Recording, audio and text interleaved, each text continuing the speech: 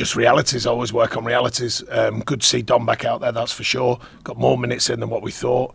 The tempo of the game was slightly lower than some, so that we could allow that to happen. He felt good. Obviously, we monitored it during the game. And he's recovered from that well, from the physical idea of it and the recovery period. He looked sharp again today in training.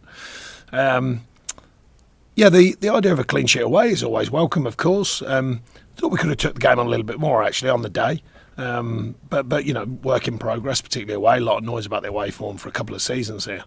And then the idea of the position in the league, as I've said a million times, happy to bore you with it again. The league table's the one at the end of the season that counts. You have to monitor what's going on, but we can only monitor what we're doing. Results outside of us, as I've said a million times too, if they come our way, brilliant. If they help you out, brilliant. But the way that we're trying to plan it is to help ourselves out and take care of business ourselves.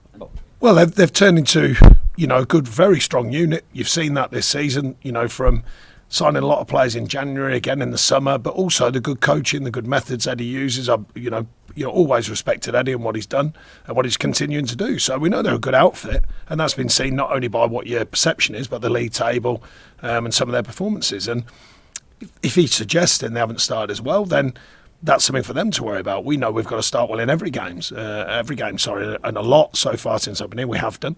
And we've got to continue that, but also add to it and what I talk about, the consistency throughout a game.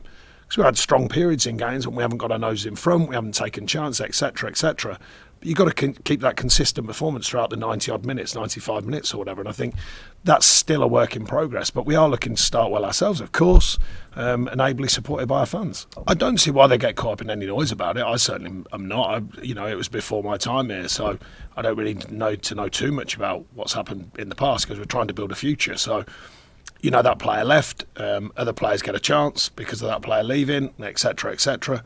But I don't see why our players would be too worried about that other than just focusing on the game.